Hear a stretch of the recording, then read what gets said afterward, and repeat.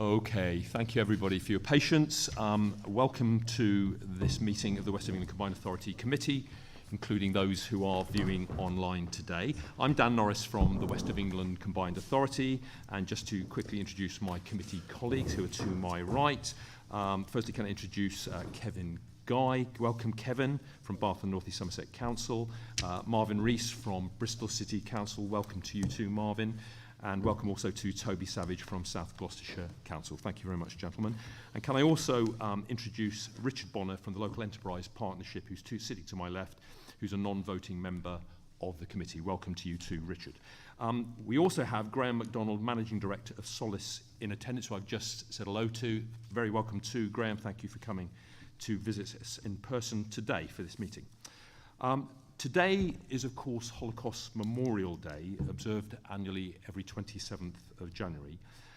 And it's a time to remember the 6 million Jewish people and the millions of others, people whose sexuality or whether they were travelers was challenged by the Nazi regime, and they perished as a result of Nazi persecution, as well as other groups in more recent genocides, of course, too.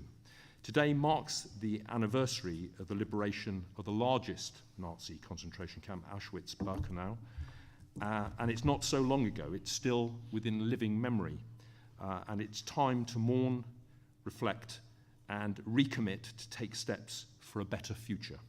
So in this spirit, I would like us to spend a minute in silent reflection, please, before we start the meeting, and please stand if you're able to do so. Thank you.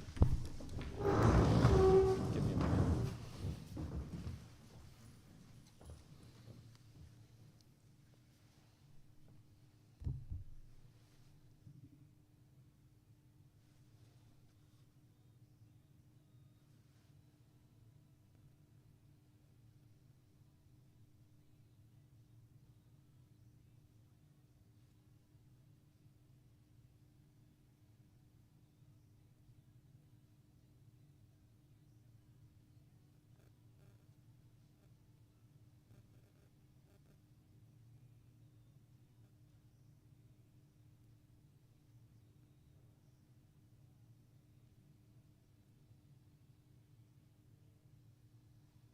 Thank you very much.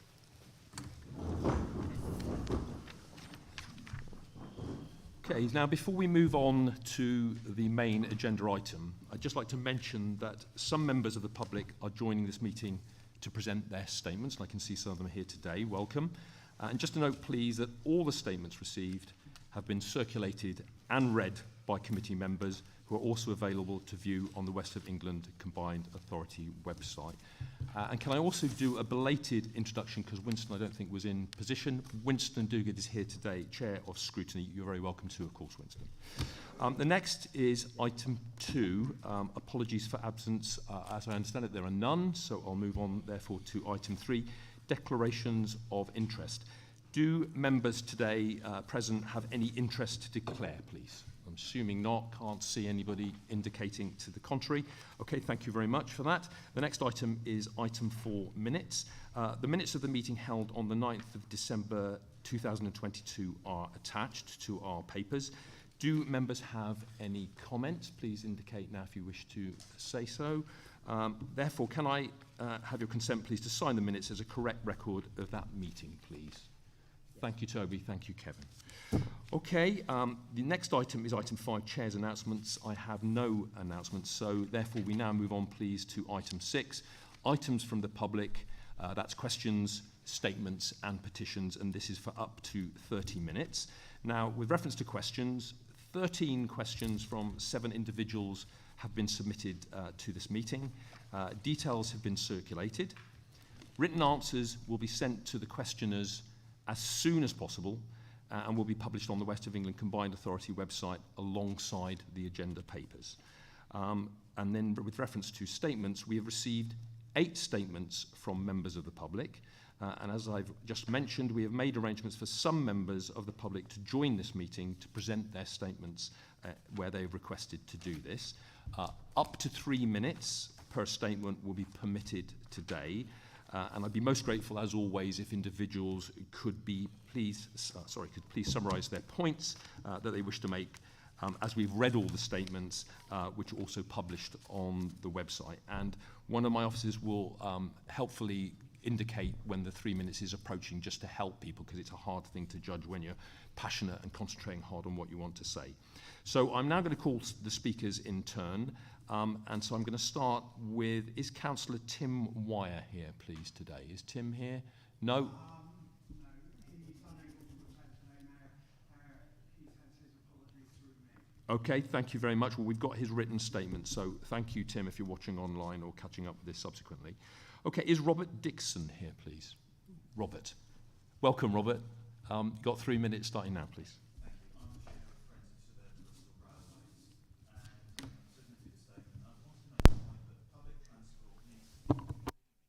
To use it.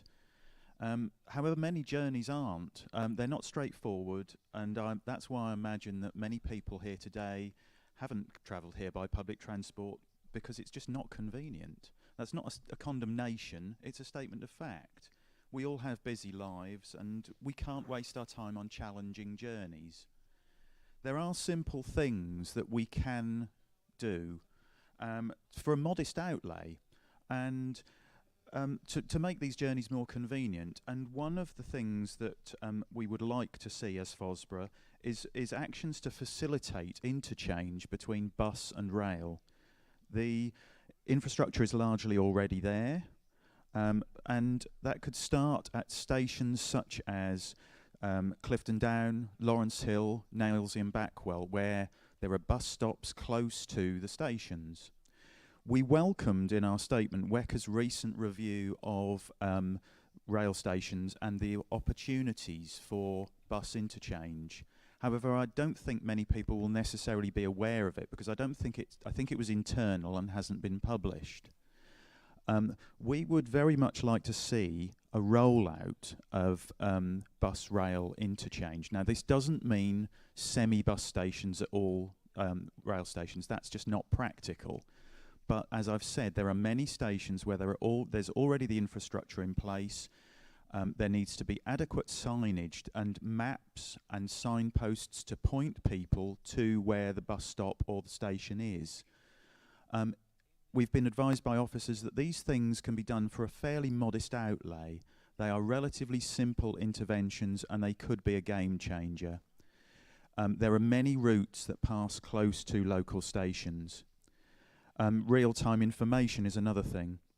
These things should be part of planning any new station, such as Ashley Down, which you'll be considering. Convenient public transport is not just a necessary intervention to enable modal shift, it's a socio-economic issue. It enables people to access jobs, and at the moment that is really difficult. I live in North Bristol, I work in South Gloucestershire. I cannot physically travel around the area that I need to by public transport.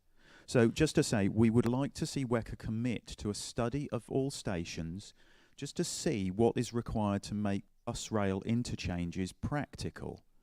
We think there are many things that can be done relatively easily. Thank you. Thank you very much indeed, Mr. Dixon. Appreciate that clarity that you've given us there. Let me just see, is Brian Blestow here? Brian, of course you are. There you are, Brian. Please start your 33 minutes rather. You've seen basically what I said, and I'm a professional engineer that's what I did when I worked for money, and so that I understand lots of these things which some other people don't. And I've now taken quite an interest in the green issue, in particular the carbon footprints of places and how they're going to get out of it. And in this area, as far as I can see, they've committed themselves to getting there in very short time, by 2030, isn't it? So, which is only 7 or 8 years away now. And from what I've seen so far, there's very little happening to achieve it. But in one area I can see there's a possibility is in the idea of going to a new form of transport for the local area. And in addition, of course, we've got the development of the airfield, which is an ideal proving ground for that concept. Now, I don't know as an individual how you persuade anybody into even starting the task. But from what I understand, WECA's job in life is to try and do these sorts of things. And I'm sort of requesting you to start having a look at the idea of autonomous urban transport in this area, in particular in the airfield area and North Bristol. And see what we can do there, because I believe it's a solution things. I mean, the electric car isn't a solution. I mean, it worries me greatly that everybody goes for a great big battery in these cars, and batteries discharge themselves. And when you've got millions of cars with batteries in that discharge themselves, you're wasting a vast amount of energy. So we've got to go to vehicles that are not very heavy, and the battery is relatively small. And for long distances, we'll have to go to trains. I mean, the motor car is a good idea. It's evolved into a wonderful device, but I don't think the world can stand them very much longer in terms of the resources that they use, and that they're pretty inefficient. The other thing is in Bristol, of course, virtually all of Bristol is turned into a car park now. All the pavements have got cars parked on them, and it's become an unbearable device, really, which is people have got to face up to the fact it's going to disappear. So my request to you is to have a little look, or a big look rather than a little look, at the idea of the concept. The other thing is, yesterday there was a debate in the House of Lords on the green paper produced by Chris Skidmore, and the government evidently today are going to make a big issue of the idea of trying to develop things and make things in the UK, because we don't make very much these days. Thank you. Thank you very much indeed, Brian. Appreciate that. Is Yvonne Sowen here, please? Yvonne? No? Okay. I can see David Redwell, so you're next, David. Thank you. Well, today is the budget day of the West of England Mayoral Combined Authority, and I've got 3 points to raise on that, particularly. One is any other combined authority goes out to public consultation on its budget, and it also goes out to consultation on its bus services. I've checked this with Andy Burnham, I've checked this with Andy Streets and Steve Rotherham. We should not be doing it this way. We should have gone out to public consultation with the communities, because the councils are separate to WECA. They're not WECA as such. WECA has a right to consult on its budget. Unfortunately, the mayor doesn't have a vote, and that very worries me, and that will have to be put right in Parliament on his own budget. So where are we today? Well, if you've read any newspaper in the West of England Mayoral Combined Authority in North Somerset, every paper is front paged with bus service cuts. We are cutting off communities. There are people in uproar. I know we're going to extend the buses in for a couple of months in Baines, but that's not the answer, to extend to the 21st of July. People are saying, what do I do about my job after the 22nd of July? Access to schools. Castle School didn't know anything about the bus cuts. Catherine Lady Barclays know nothing about the bus cuts. Norton Hill School knows about the bus cuts. And Doug Claringbold and I were together last night in Wells City Council talking about bus services provided by the West of England Mayoral Combined Authority. The one between Wells and Bath and the Radstock, Midsummer, Norton and Poulton is going to be cut in the evenings after about 8:30, which is great for the nighttime economy in Bath. And then we have now this challenge through scrutiny. It's not something I want to see, it's not something I support in theory, but what councillors do in South Bristol, they're having their bus services removed, leaving disabled people with no buses, no demand responsive in South Bristol. It's not even on the list. So we have Wickchurch, we have parts of Brislington, we have Bishopsworth, we have no links across South Bristol other than going into the city centre. When Mayor Rees was in charge of the buses, he pumped a lot of money into those buses to keep them running. They need to be kept. There's uproar out there. Officers from Weckham can go and explain to St Brendan's College why kids can't get to school, to Brislington School. Go and talk to South Bristol Hospital. Where was the equations with Southmead Hospital about the bus services? Southmead knew, first thing they knew, they were losing their bus services for their staff. That's not how a transport authority works. Now, the issue that's gone wrong is this game they play with the money for the passing of the levy should actually have gone out to public consultation within the 4 unitary authorities. It should not have been a political game behind closed doors before Christmas. Finally, on rail, I welcome all the work. We're moving more on rail now than we ever did since Dan's taken over. And we welcome Ashley Down. We've now, thank you, Marvin and Toby, we've now got Filton's planning permission through, Hembury's going through, and we need to push on Charfield. But the bus issues are now in the national media, and they're going to hit Mark Harper. So all I'm asking, can we just get that bus issue reviewed and properly looked at? And please don't put things on the website saying this is an urgent decision, take it down and put another message up, because I watched that, and this is about people, lives and communities. And everybody in this room should have a bus pass or rail pass and travel on the Public Transport Authority like they do in the West Midlands and they do in Manchester. So bus passes for everyone in the room and rail passes, and then we might understand the system that we're supposed to be managing. Thank you very much indeed, David. Robbie, I can see you're here. Your time starts now. Thank you. Yes, thank you very much. And I'd like to actually thank David as well for his speech there just a moment ago. This really is an equalities issue. I've already said this on the public record previously, so I won't go over that again. But I want to issue a formal proposal and a challenge. Okay, so it's carrot and stick time here. Okay, we really need to get this sorted. As Dave has made it clear, people are incensed by the decisions that are being taken here in this meeting, in this room today, and in other rooms across the last several months, in several different locations, and we really need to get this sorted because people will be in uproar if we do not actually keep our services. As Tim White has stated in his statement to this meeting here today, this is a decision which is going to cut off a very economically deprived area from any meaningful or public transport services through the area. And as I myself stated in my manifesto in 2021, when I stood for the ward I live in Ashley, we really need to actually get this sorted. This is the location of the offices of Bristol Disability Equality Forum. There are many disabled people who actually live in the area. I'm friends with a lot of them. We are really, really, really upset and disappointed at the decisions that have actually been made with respect to our local services, and especially the fact that Bristol and other areas could easily afford to put services on like this, which would take no more money than what was given by previous Mayor George Ferguson, and when we introduced the nighttime bus services right across the entire region, and in doing so proving in their commercial viability. We need to do something similar to that right now. It's been done before. It can definitely be done again. Thank you very much. Thank you, Robbie. Appreciate that.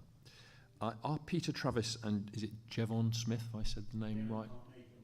They can't make it. Okay. In that case, is it Becky? Ian here? No? Okay. Right. In that case, thank you very much, everybody who has, let's get this right, who submitted a statement, and all comments will have been noted.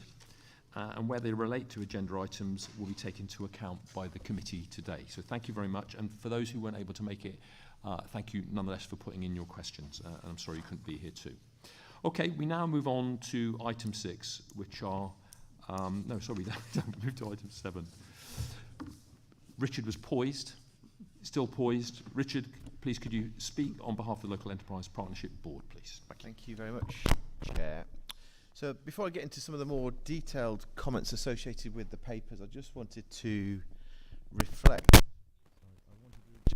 On where I was on Wednesday. I spent the day at the Convention of the North with mayors, civic leaders, government ministers, business leaders, really seeing and understanding how a wider region functions and how we actually demonstrate that we work together. And it was fascinating to then hear from Michael Gove and Lisa Nandy reflecting on what levelling up means and how we play out to share on those agenda items. It was my second convention, and what struck me particularly as I came away and travelled back down here was that there's a whole air of confidence. There's a real joined up nature between the mayors and leaders, and there's a real sense that we're making progress year on year, and that came across really strongly. I was also struck by a couple of other attributes actually, where, you know, not that we're not ambitious here, but the mayors are particularly ambitious about what happens next, how we secure those additional devolution powers, how we take the opportunity to take more control over education budgets, hospital and NHS budgets, to ensure that we're joining up those systems. And I think that for me is one of those opportunities that we can reflect on and learn from in terms of our own plans and the way that we take more control here to deal with many of the issues that we hear about from our citizens regularly when we're sitting in these seats. I was also interested to see that we worked across 8 different policy areas, and at the end of that, as we engaged through some workshops, the 1,000 delegates identified 3 key priorities. Those were to create an inclusive and decarbonised city region transport systems across their various city regions, planning to deliver and improve housing, and delivering clean and affordable energy transitions. And of course, those are all really critical issues in our region. They're not different. They are the issues that we have here as well. And it's critical that for businesses to thrive, and of course, as we know, my mentor John Savage tells us that without business there's nothing. To create that environment, to get people moving around and to level up, we need those critical issues here and dealt with. I also had the opportunity to speak to a civil servant from the Treasury, and it was really interesting actually when I raised the question, and this is something that I feel really passionate about, that we have this fantastic City Regional Sustainable Transport Settlement budget. That's something we've secured here in this city region. But what's critical is that we are, as part of this process, planning for the second and third rounds of what happens next in future years. We know we won't address our long-term economic growth potential and our levelling up agenda if we don't have those long-term plans for our region and its transport. And what that means, from my perspective, is that we bring forward our credible proposals for mass transit, or whatever we want to call it, but the integration of a credible transport system for the west of England. And I think it's incumbent on us all to not just focus on the short-term delivery, which is critical, but to also make sure that we're doing our long-term business case planning and strategic thinking. So I think I would like to say that it's important that we continue to remember that when we're here in this room, that we are reflecting on the work we need to do to deliver the policies and the investment programs across those 3 critical things. And I think, you know, to just look at an example of where that short-term, long-term thinking is coming to life, it's in Leeds. Leeds is another city region that lost out, for political reasons, the ability to deliver a tram, much as we've discussed here in this room. But they're not looking back, they're looking forwards. They're very clear what their mass transit strategy looks like. It's 9 strategic routes. It's joining up those routes with key stations, park and rides, and facilitating the integration to modern methods of active travel. But they also recognise that this is something that will be delivered over a number of terms, and the Mayor's very clear that it's in the second term of that mayoralty that the first spades will be going in the ground. And it's critical that, as well as the short-term issues that we hear and face, and we hear from the public time in, time out in this room, that we also recognise that we've got to put our long-term strategic ambitions in place, and some of those will be delivered in later terms beyond perhaps the cycle of some of the politicians here in the room. And that's what we as the business community are really keen to both support and to see happen. I was left with some words. They talked about optimism, opportunity and hope, but also the use of power. And actually for leaders, it's about using both the hard and soft powers that we have. And I think that's really important that we reflect on how we work together, using both hard and soft powers to get to where we need to get to. I hope that today we can get through our business. There's a lot to get through.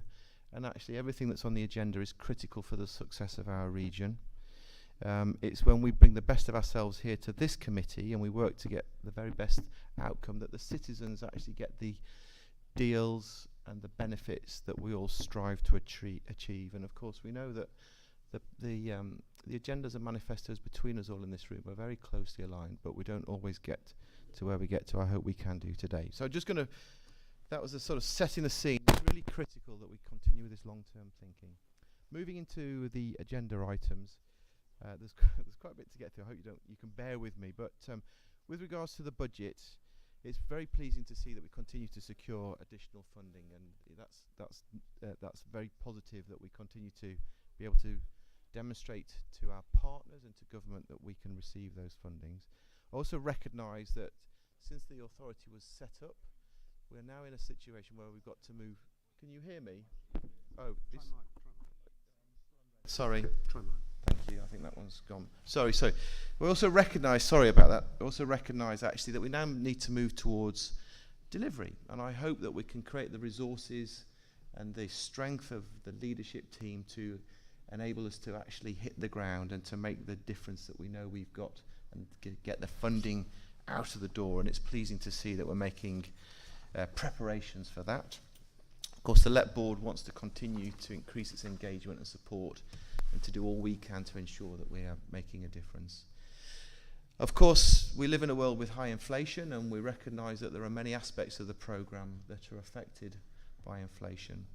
And we recognise that the officers and other colleagues around the patch are doing their bit to try and mitigate that where possible.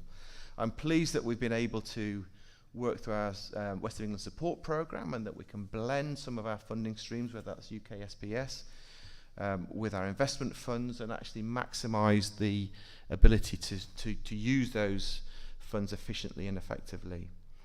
And I also recognise the large increase with the arena infrastructure package. That is one of the major assets, the arena for the West of England. And I know that we will be doing lots of work to just challenge ourselves on ensuring that we are continuing to secure good value, but it's critical that that is developed. It unlocks the housing and the access to some of the big cultural assets that are important. In regards to the business support programme, I think this is something that we can be really proud of in terms of the impact that we're making, and that there's additional funds being directed towards the business support programme. For SMEs at the moment, it's a very difficult business environment, and I just think we should be very proud that we've reached out to over 10,000 businesses, that we are supporting a huge number of startups who are creating new jobs, and we're seeing the impact around some of those productivity increases. And indeed, over the last 3 years, we've supported nearly over 5,700 businesses, created 262 new businesses, and delivered 370 additional jobs with a GVA uplift of about £21 million. And that's really, really important, because that's where our citizens get access to earn the money that allows them to be successful. In the transport paper, we have a significant programme which I've just described, and the importance for us. There are 3 projects that I think are important as well. Somebody mentioned the Rail Metro West programme, and it's pleasing to see good progress being made across that, as well as also delivering with some of those abilities to move to active travel, but whether that's the cycle hangers or the integrated micromobility solutions. Transforming Cities Fund, it's been encouraging to see the amounts of investment since we set that fund up in late 2018, and that's starting to see benefits coming through. And I reflect that we've also learnt a lot of lessons along the way, and it's important that we continue to move forwards learning those lessons. And finally, with regards to the capital strategy and including the Treasury Management Investment Fund, as I said a little bit earlier on, moving to an organisation fit to deliver with the experienced senior leaders and the operational capacity is critical. That's how we're going to make the biggest difference, if we can work together and across our systems to deliver on those programmes. Thank you. Thank you very much indeed, Richard. Appreciate that. Okay, the next is comments from the Chair of the Overview and Scrutiny Committee.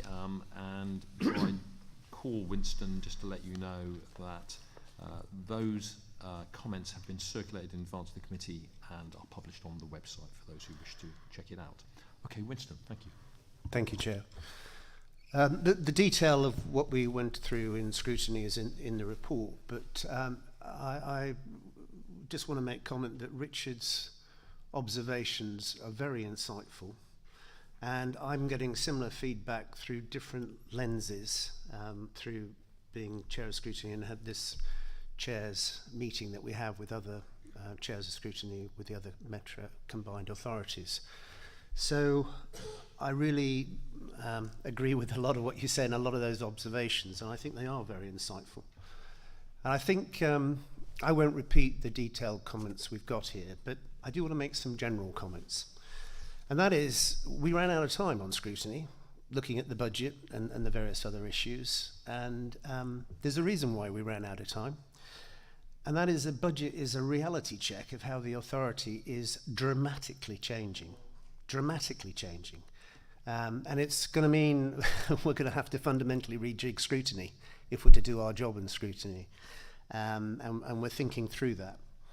Why is it changing? Well, I've been through most things in my business career, in small businesses, large businesses, etc. But the function is actually changing. It's so much more about delivery. It's still getting the pots of money, and well done on that. We've had our successes, but it's now, the focus is actually more on delivery of what we've got, as well as getting more pots, particularly what you were saying, stage 2 and stage 3. We must keep on that. We must keep the momentum up. In fact, we must strive to be even better, because it's a dog-eat-dog environment with other metro combined authorities and with a levelling up agenda.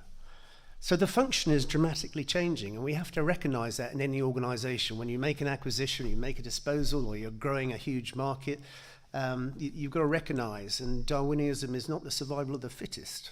Darwinism is about the survival of those that adapt quickest to their changed environment. So the function's changing.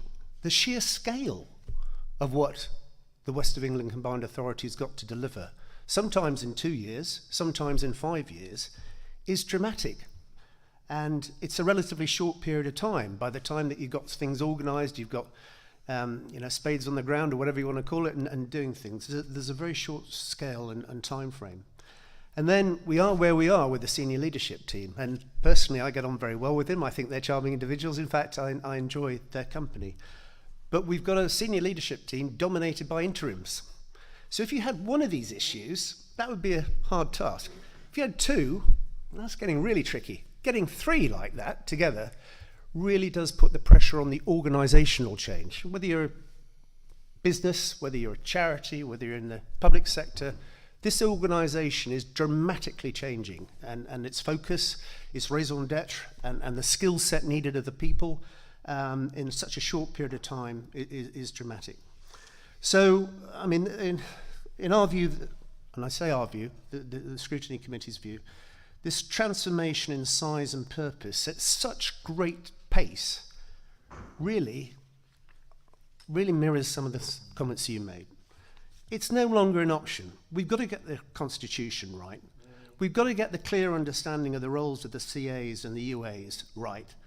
And most important of all, whether they're statutory recommendations or not, we've got to get the real spirit of collaborative working, acting now, and it's become a real necessity. Thank you, Chair. Thank you very much, Winston. Yeah, the pace of change is something else at the moment, and will continue to probably accelerate.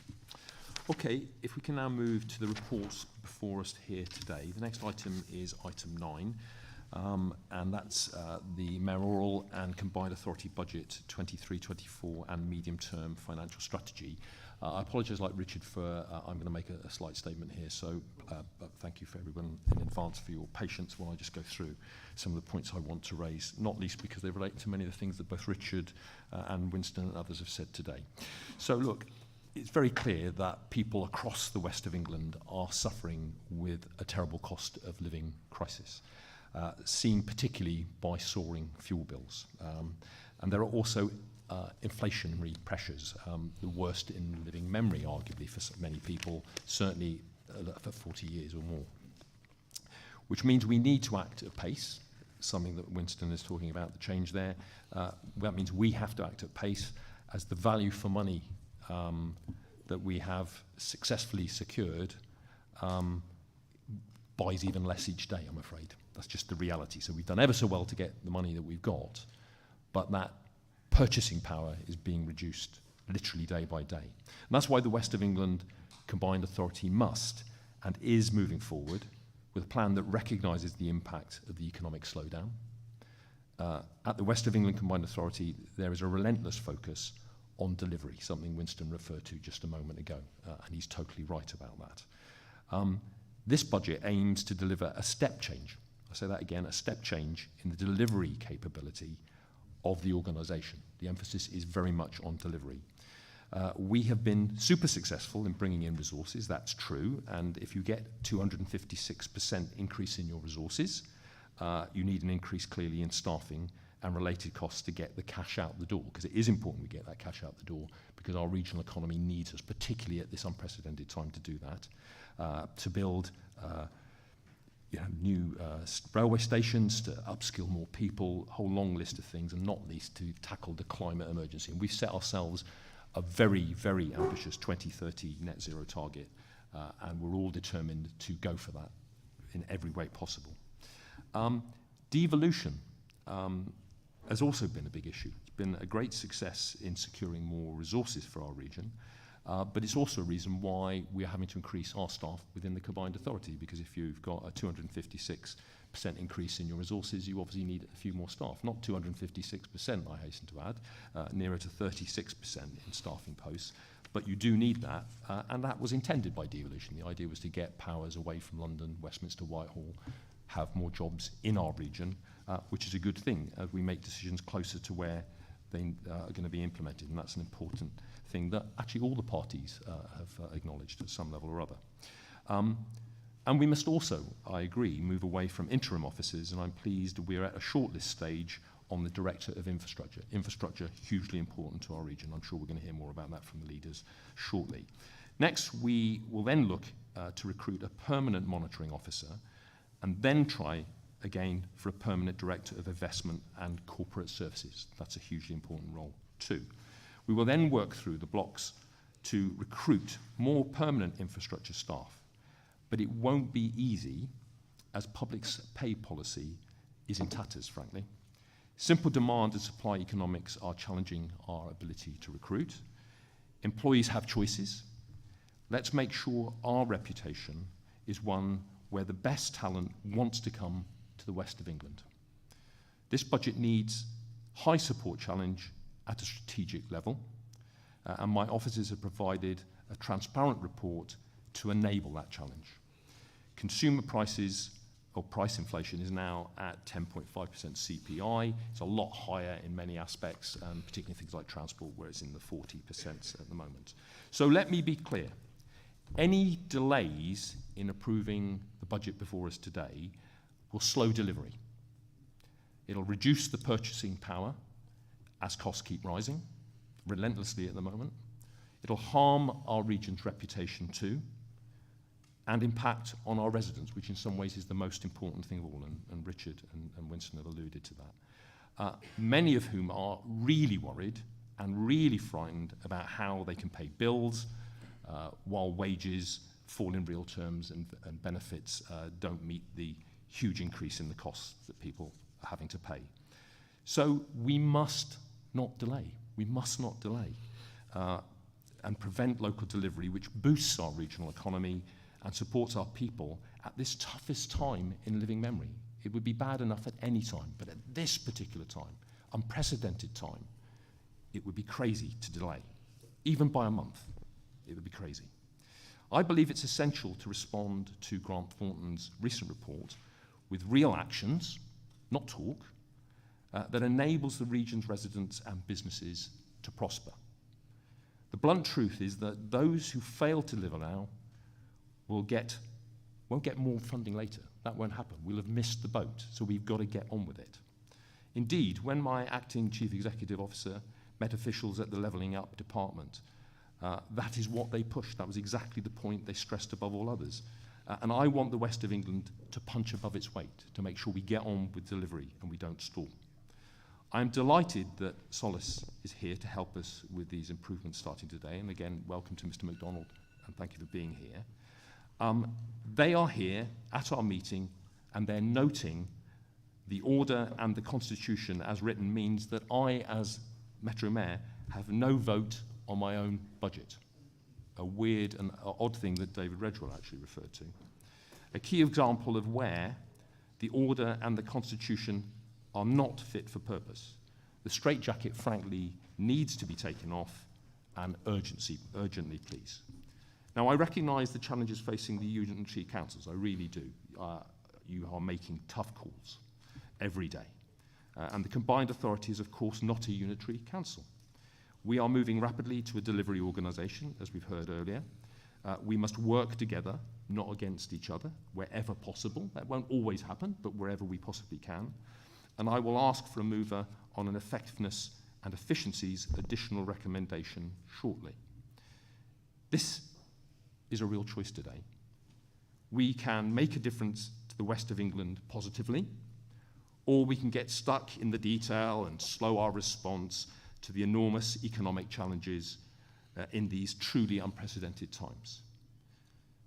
Therefore, may I ask then for a mover for the recommendation as set out in the report, and for a mover for the additional efficiencies and effectiveness amendment.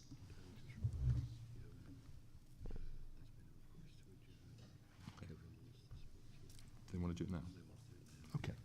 Right, I've just had a note saying there's been a request from one of the leaders to just have an adjournment now. I'm happy to do that. So in that case, in advance, can I thank you for your patience while we adjourn and have a quick discussion. We'll be back as soon as we've finished our discussions. Thank you.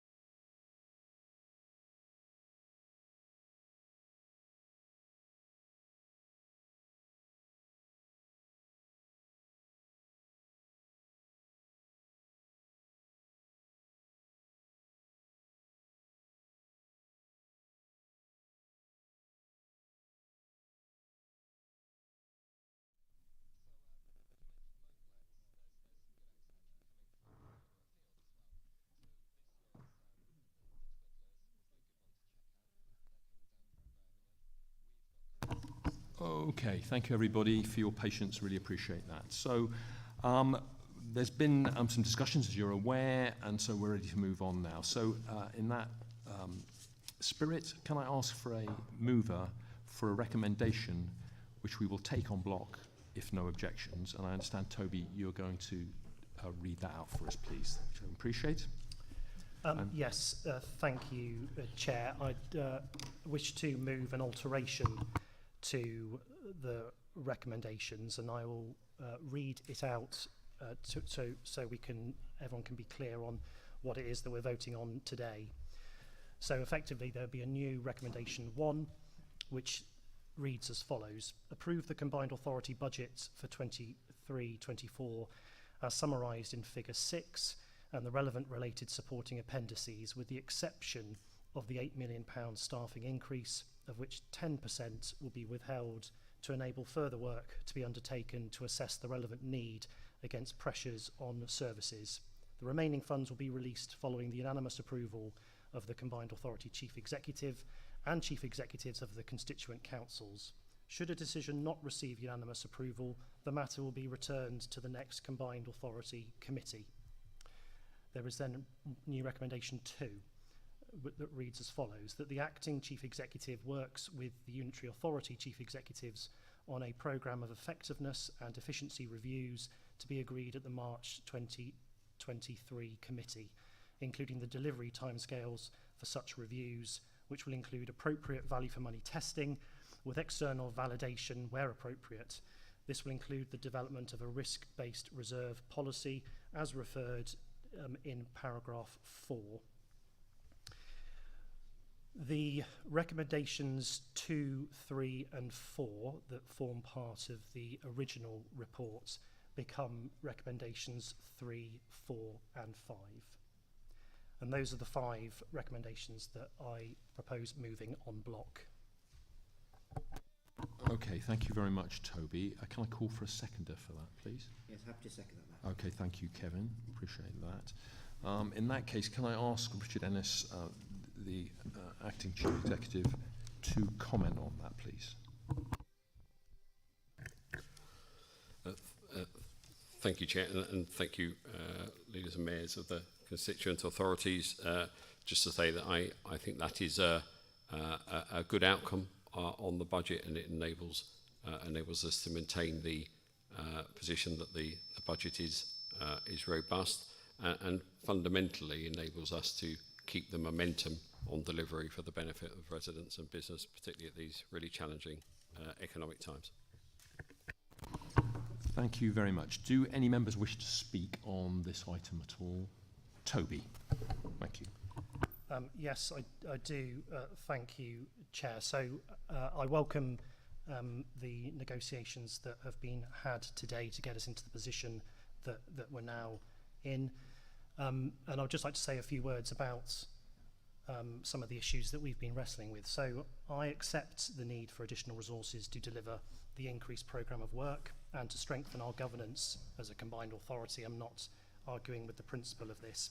And this also means needing to have the proper level of reserves to meet the risks that the combined authority is facing, and welcome in the report that the combined authority will be moving towards a risk-based approach to reserves, and would welcome seeing this work progressed as a matter of urgency by the Chief Financial Officer.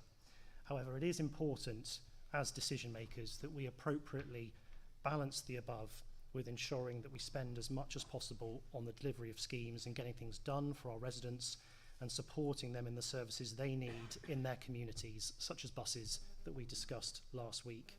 This means reducing any unnecessary spend on bureaucracy, delivering value for money across everything we do, and therefore maximising our investment in services such as buses.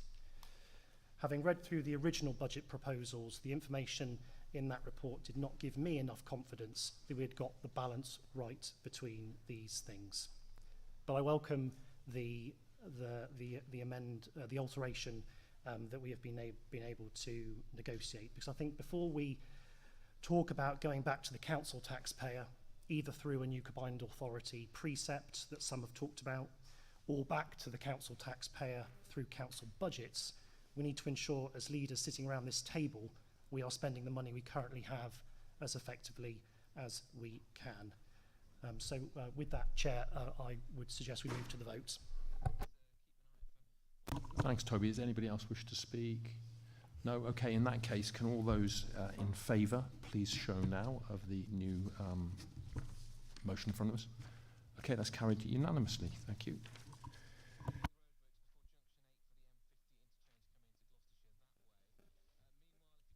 Okay, thank you very much, everybody, for your patience while we got to that point. Let's move now to item 10, the investment fund programme. I'd now like to move the recommendation as set out in the report. Can I please call for a seconder? Thank you, Kevin. Okay, would you like to speak on this, Kevin? Yes, thank you, Mr. Mayor. Very briefly, because I'm conscious of the time that's been used already, there are some exceptionally good projects in here, and I'm really pleased that after having conversations with my colleagues that we're able to hopefully support this unanimously as well. There's a particular project which is approved, the Scholars Way outline for a business case. It's about £580,000. It goes to some of the points that were raised earlier about creating better sustainable transport. And I'm very keen in the city of Bath that we're able to do that, both with cycling and walking. So there are several pots of money in here that will help us get to that target. So I'm really pleased to second it, and hopefully we will pass it without any difficulty. Thank you very much. Thanks very much, Kevin. Do any other members wish to speak? Marvin, Toby? Toby. Thank you, Chair. And yeah, I will also be brief in my remarks. So I very much welcome the funding that is proposed to support the business support programme set out in paragraph 12.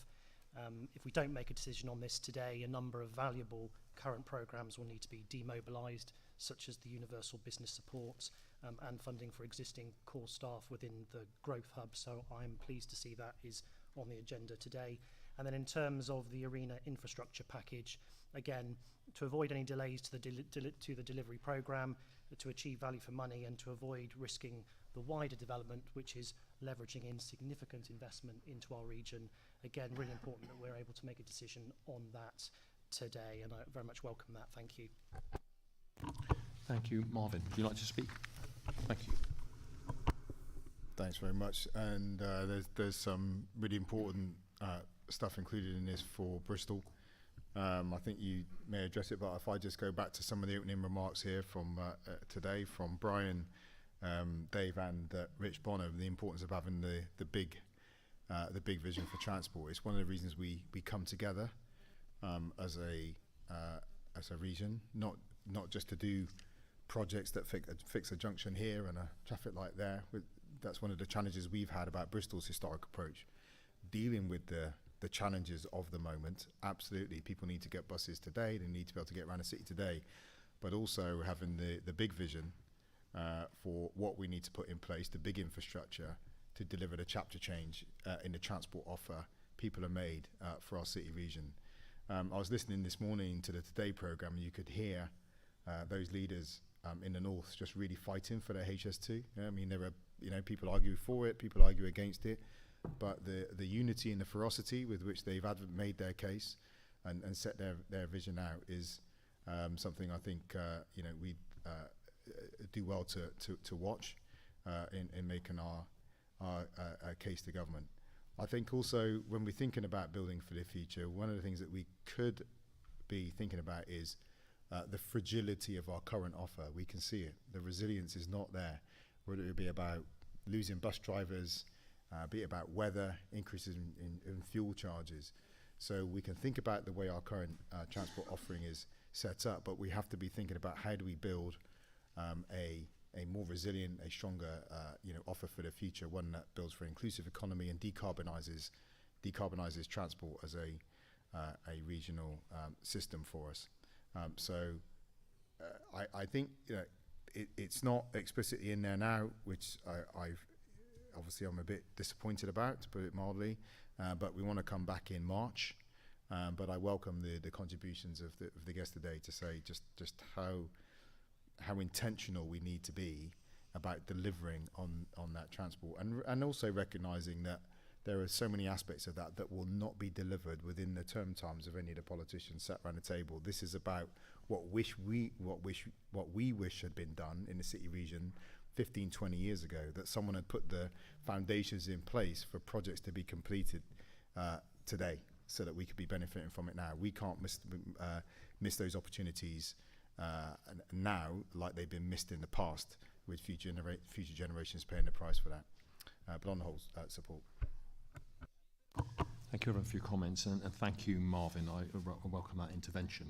And as he knows, work is ongoing on the strategic outline business case, looking at the 4 strategic corridors, and I hope this will be published this summer. We can then start to make big choices to rule in and out options and work towards the development of a full business case. We must bring the people with us if we are to deliver new public transport. So thank you very much for that contribution, Marvin and the others. In that case, we now move to the voting. So if I take recommendation 1 first, please. All those in favour, please show now. Recommendation 1. Okay, we'll just hold a second. Okay. No, don't worry. Just getting his Greg's No. scroll.